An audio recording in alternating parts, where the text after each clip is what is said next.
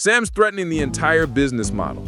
The model that says, you need us, the smart guys with PhDs, to tell you how to train. Last I checked, Sam Sulek has the pro card and Mike does not. Like their whole thing is, this is right, you are wrong. Science-based lifting is bull. But here's the irony, Greg, you're using science every single day. Saying that if Ronnie Coleman were to have trained his way, that he would have been bigger and better. If Ronnie went back to 1992 and re-architected his future training. Coach Lori Beth here. Coach Greg, in today's video, the walls come crashing down. Jeff Nippard and Mike Israetel. Scientists, Jeff Nippard, Mike Israetel, that they somehow know more than you. Are at it again. Can you believe this? It makes no sense, not at all. Just letting you know that science is not a YouTuber or any YouTubers. It's a process. Mike Israetel, despite the fact that Sam Sulek didn't mention my name, felt he was being called out. You hear people online saying science is ruining fitness.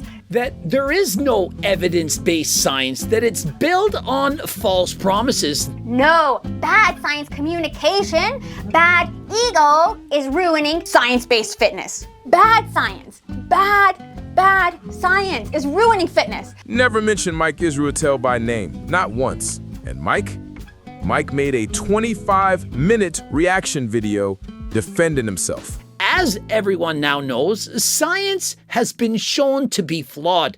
We've seen Jeff Nippard change his science every time he sells a program, and Mike Israetel is clinging onto it by a thread. Let's get this straight. Science isn't Dr. Mike or Jeff Nippard or any one person with a chart and a PowerPoint. They're just interpreters of science. The same way your deltoid or your nose is part of your body, but not your whole body. Mike should have contacted Sam Sulek before making this video. And so notice how Jeff and Mike will call out Solomon, but in this situation, oh, it's okay. Science is a method, testing ideas, measuring results, staying humble enough to change your mind when the data shifts. Greg DOUCette's right. Like their whole thing is, this is right, you are wrong. They say that, hey, if you don't do it my way, which is science-based, which is proven based on studies, which are of course bull, that you are somehow training suboptimally and that you need to buy my program, the ones that I created and charge money for you to buy. About one thing at least, a lot of people hide behind studies instead of understanding them. But here's the irony, Greg, you're using science every single day. I called Jeff Nippard out for perhaps 5 years, so much so that when I labeled my company Harder Than Last Time, you see the HTLT, Jeff literally thinks I named my company to make fun of the fact that he wasn't training harder than last time when doing his deadlifts because he had a back injury. Training harder than last time? Science. High protein anabolic diet? Science. Creatine? Recovery principles?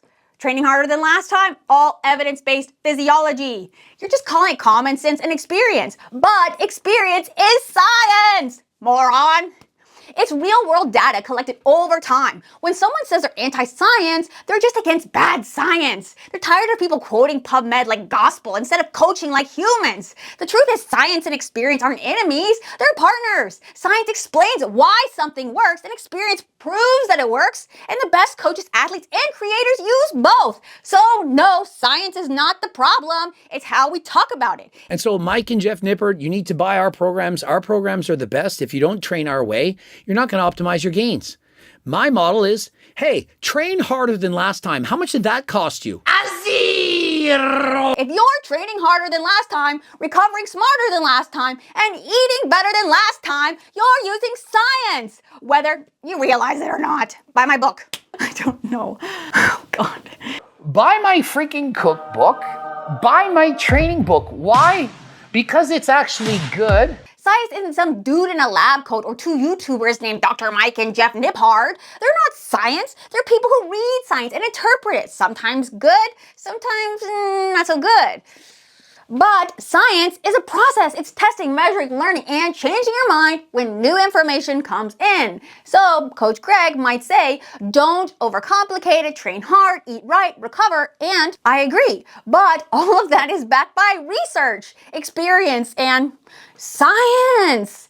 You don't need to quote PubMed to be scientific. You just have to think like a scientist. If you're using something that works, tracking what changes and improving over time, congratulations, you're literally following the scientific method. You're just calling it common sense. So no, science isn't the problem. Bad science is the problem. Ego is the problem. Science explains why something works. Experience proves that it works. And if you're training harder than last time, you're doing science, whether you admit it or not. Buy my book. Get this TRT. P.S. Dr. Lori B. I'm out. He's an idiot. Buy my book. Buy my freaking cookbook. TRETTT. Coach Lori here. He's actually defending good science because real science questions everything, including itself. Ironically, Greg DOUCEtte applies science all the time. Progressive overload while training harder than last time, caloric intake, adequate protein, using creatine, all evidence-based principles of science. This agreement isn't about science, it's about how science is used and represented. Buy my book, get this TRT, get my cookbook. Train harder than last time. One of the biggest misunderstandings in fitness is that science equals what every few well-known research-focused creators say, YouTubers say. But that's not science, that's interpretation. The scientific method doesn't belong to someone. It's a framework that the entire field, from lifters to lab researchers, can use to test, refine, and evolve ideas. Greg DOUCETte's frustration is valid. Much of the exercise science community oversimplifies complex research or forgets the human side of training.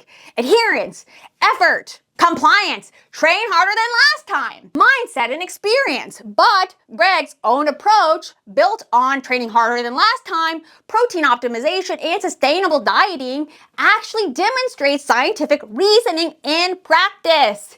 He's not anti-science, he's anti-bad science. And that's exactly what science itself stands for. Moron!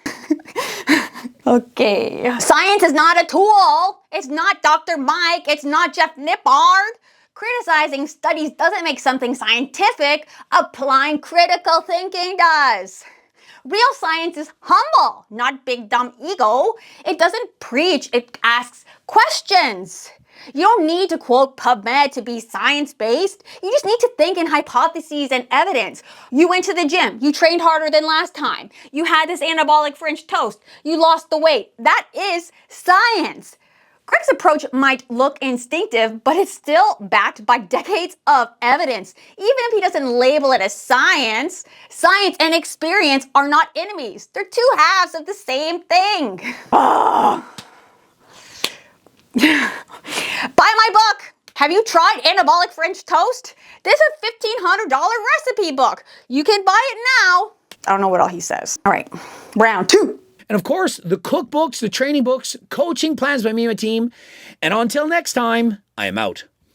Let's cut the crap and the drama and get back to lifting hard, training hard, and taking care of our body. Peace.